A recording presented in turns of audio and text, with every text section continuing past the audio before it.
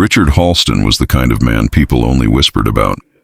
A millionaire at 45, owner of glass towers and luxury hotels, he commanded respect everywhere except in the one place that mattered most: his home.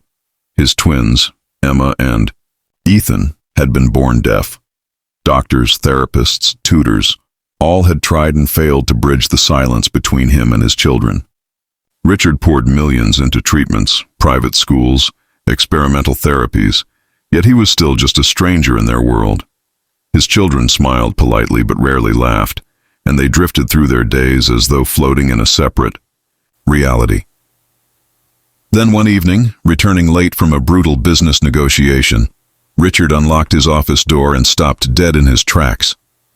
There, on the carpet, sat Emma and Ethan, laughing, actual sound coming from their lips, as a young, black woman in a janitor's uniform moved her hands with incredible speed. Her eyes shone with warmth, and her gestures painted pictures in the air. For the first time in their lives, the twins were alive with joy. Richard's heart thudded. Who was this woman, and what had she done in 5 minutes that all his millions could not? The cleaner's name was Maya Johnson, a 26-year-old single mother who had only been working in Halston Tower for 2 weeks. She kept her head down, emptying bins and wiping tables long after the executives had gone home. No one paid her much attention, yet Richard could not ignore her now. "What are you doing?" he demanded, his voice harsher than he intended. Maya looked up, startled but calm, and replied, "I'm talking to them, sir, in sign language." Richard blinked. Sign language. The one thing he had stubbornly dismissed as too common, preferring expensive technological fixes instead. But here were his children, signing back eagerly, their little fingers clumsy but determined. Emma reached for Maya's hand, her eyes bright, while Ethan tugged at Richard's sleeve as if to say, "Look, Dad, she understands us." Richard stood, frozen, realizing he had spent years chasing solutions while the real answer had been within reach all along. The next morning, Richard summoned Maya to his office. She walked in nervously, expecting reprimand, but instead found the usually cold CEO strangely unsettled. "How do you know this?" he asked, pointing to his children who hovered behind him. Maya explained quietly that her younger brother had been born deaf, and she had grown up learning American Sign Language to communicate with him. "It's not charity, Mr. Halston," she said softly. "It's family."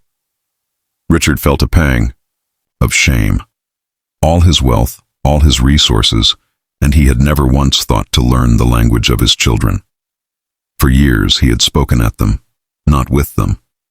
Now, watching Maya kneel on the floor to show Ethan how to sign father, Richard felt his throat tighten when Ethan pointed to him and signed the word with shaky little hands. Richard's eyes burned. His son was calling him Dad, in a language Richard didn't know but suddenly needed more than air. From that day forward, Maya became more than just a cleaner. Every evening after her shift, she spent an hour with Emma and Ethan, teaching them signs, building their confidence, and coaxing laughter that had never echoed through the Halston household before. Richard found himself lingering in the doorway, watching silently. His board meetings, his business deals, they all faded into background noise compared to the sight of his twins finally glowing with life. But along with wonder came discomfort. Why had it taken a stranger to unlock his children's voices? Why had he, with all his power, failed them so completely? Richard began staying late, quietly observing Maya, until one night she looked up at him and said, "You don't have to."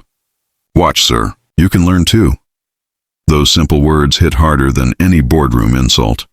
Richard swallowed hard, sat on the carpet in his expensive suit, and asked softly, "Teach me." It wasn't easy.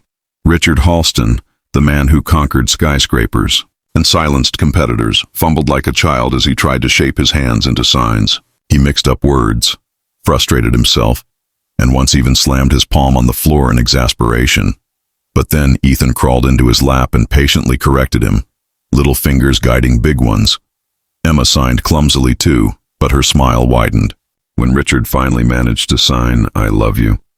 For the first time, his children didn't just hear his love, they saw it. Maya watched quietly, her heart swelling. She had worked cleaning offices for years, overlooked and invisible. But here she was, changing the life of one of the wealthiest families in the city. And she wasn't doing it with money or power.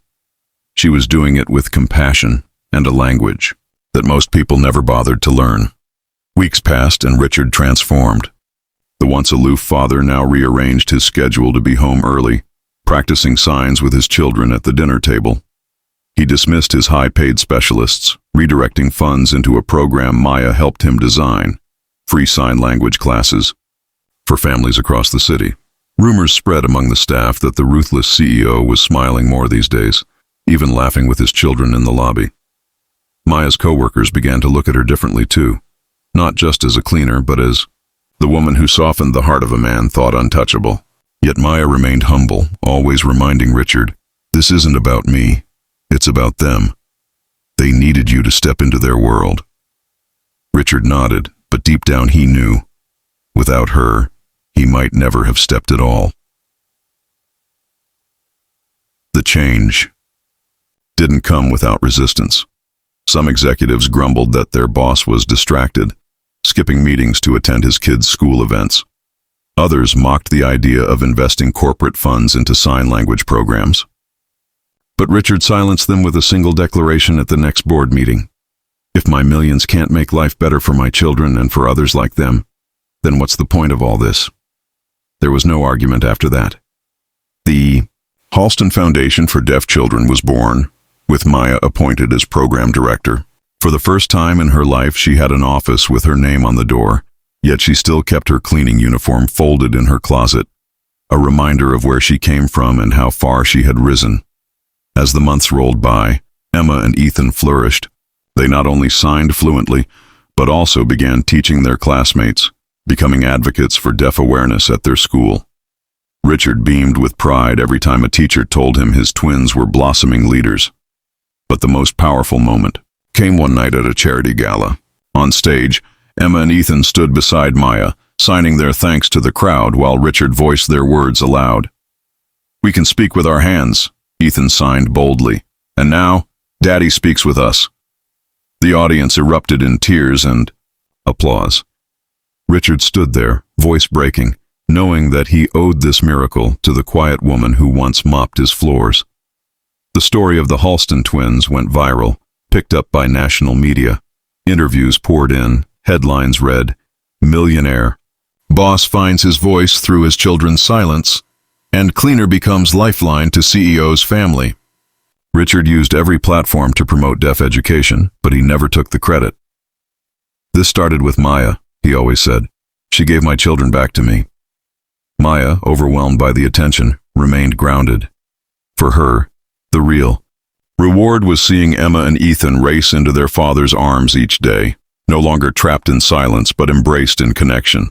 The once distant mansion now echoed with laughter, signed jokes, and bedtime stories told in 2 languages. One evening, long after the spotlight had dimmed, Richard sat on the porch of his estate, watching Emma and Ethan chase fireflies in the garden. Maya sat nearby, sipping tea, her son playing with the twins. Richard turned to her, emotion thick in his voice. "You didn't just change my children's lives, Maya. You changed mine. You reminded me that love isn't about money or power, it's about showing up in the language someone understands." Maya smiled, signing softly, "Love speaks in many ways." As the fireflies danced under the stars, Richard knew he had finally built the empire that mattered most, not of steel and glass, but of love, patience, and a bridge between silence and sound. The next chapter in their journey began unexpectedly when Maya received a letter in the mail, tucked between bills and junk flyers. It was from a small community center in her old neighborhood, requesting her help in starting a sign language program. She hesitated, unsure if she could manage the responsibility while working under Richard's foundation, but when she showed the letter to Emma and Ethan, their faces lit up. "We can help too," Emma signed excitedly. Richard placed a hand on Maya's shoulder and said, "You don't have to carry this alone. Let's do it together." Soon, weekends that once belonged to silence were filled with community workshops, with families gathering to learn signs, share stories, and break the barrier of isolation. Watching her son guide other children, Maya's heart swelled. Her life, once confined to mops and buckets, was now painting futures for countless others. But just as things seemed perfect, whispers began to spread in the corporate world. Rivals accused Richard of wasting resources and letting sentiment cloud his empire. A scandal erupted when tabloids published pictures of him attending sign language events instead of high-powered investor meetings. Board members threatened to withdraw, and shareholders grew restless. The old Richard might have bowed to pressure, cutting ties to protect profits, but the new Richard stood firm. In a televised press conference with Maya and his children by his side, he addressed the criticism. "If helping children find their voice makes me weak in business," he declared, "then let weakness be my greatest strength." The statement shook Wall Street, but it also won the hearts of millions watching at home. For Maya, the sudden fame was overwhelming. She was invited to speak at conferences, her story shared on social media by celebrities and activists. Yet, with every spotlight came shadows. Some mocked her background, calling her an opportunist who used her janitor job to climb into wealth. Others sneered at the idea of a black woman being at the center of a millionaire's redemption story. Maya swallowed the pain quietly until one evening Richard found her crying alone in the foundation's office. Kneeling beside her, he signed clumsily, "Don't let their noise drown your truth." She looked up at him, startled. For the first time, he wasn't just repeating signs, he was speaking them from his heart. Flawed but sincere. Tears blurred her vision as she realized that her fight was no longer hers alone. Emma and Ethan, too, faced new challenges. At school, their classmates admired their fluency in sign, but some parents whispered that they were being paraded for sympathy. One afternoon, Ethan came home in tears after a boy mocked his deafness, claiming he would never be normal. Richard's fists clenched with rage, ready to storm into the school, but Maya stopped him. Instead, she sat Ethan down and showed him an old video of her younger brother signing confidently during a community rally. "Being different isn't a weakness," she told him gently. "It's a superpower." The next day, Ethan signed bravely in front of his class, teaching them the alphabet in sign language. Slowly, mockery turned to curiosity, then respect. The boy who once laughed at him now joined his lessons. Meanwhile, the foundation expanded faster than anyone expected. Cities across the country began requesting sign language programs, and families who had once felt abandoned finally had a place to belong. Maya became the heart of the movement, her humility and passion inspiring others to volunteer. Yet behind the success, she battled exhaustion. Juggling her duties, raising her son, and guiding Emma and Ethan stretched her thin. Richard noticed the weariness in her eyes one night after an event. "You've given everything," he said softly. "But don't forget, you deserve to live too." His words struck her deeply. For so long she had lived only to survive, then to serve others. But now, for the first time, she wondered if she deserved happiness of her own. The answer came sooner than she expected. One crisp autumn evening, Richard invited Maya and her son to a family dinner, not as employees but as family. Emma and Ethan insisted on setting the table themselves, placing name cards that read Uncle, Auntie, Family for each seat. When Maya sat down and saw the twins had drawn a picture of her with them under a rainbow, her throat tightened. Richard raised a glass and signed haltingly but deliberately, "You are not just their teacher, you are part of us." The room filled with emotion. For Maya, who had spent years feeling invisible, this recognition was more valuable than any paycheck or award. But the true test of their bond came during a sudden crisis. Emma fell seriously ill one winter, her condition complicated by a rare infection that required hospitalization. Doctors crowded around, rattling off medical jargon, but Emma, frightened and weak, couldn't understand. Richard panicked, helpless as he saw his daughter's tears. Then Maya stepped in, gently signing every word to Emma, explaining procedures, calming her fears. Richard watched in awe as his daughter clung to Maya, comforted not by machines or medicine, but by understanding. Hours later, when Emma finally stabilized, She signed to her father, "Don't worry, Maya kept me brave." Richard held his daughter, tears streaming down his face, silently vowing never to take communication for granted again. The ordeal changed him further. Richard began advocating not just for sign language, but for accessibility in hospitals, schools, and workplaces nationwide. Maya stood beside him, her once quiet voice now amplified across the country. Together, they lobbied for laws requiring interpreters in every public service. "It's not about charity," Richard said in Congress. "It's about dignity." The movement caught fire, sparking a cultural shift that spread far beyond their city. Families who had once felt forgotten now held their heads high, and children who had been voiceless were finally heard. In the midst of this transformation, Richard and Maya's bond deepened.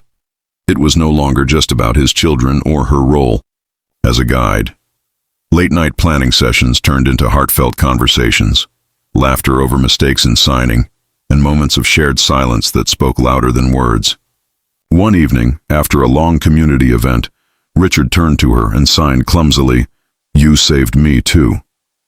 Maya's eyes widened, tears brimming. For years, she had believed her life was small, defined by mops and buckets. But here was a man of immense wealth admitting she had given him what money never could: human connection. As spring arrived, the Halston mansion became more than a home. It became a sanctuary for all. Children from across the city came to learn. Families gathered to share stories, and Emma and Ethan led games in both voice and sign. In the garden, under blooming cherry trees, Richard stood with Maya and whispered, "My empire was once built on concrete and glass. Now it's built on love, on language, on the bridges we create." Maya smiled, her son running with the twins across the grass, and for the first time, she allowed herself to dream of a future not just as a helper, but as an equal, as family. The silence that once haunted the Halston home had been broken forever, not by wealth, but by the courage of a cleaner who gave them back their voices.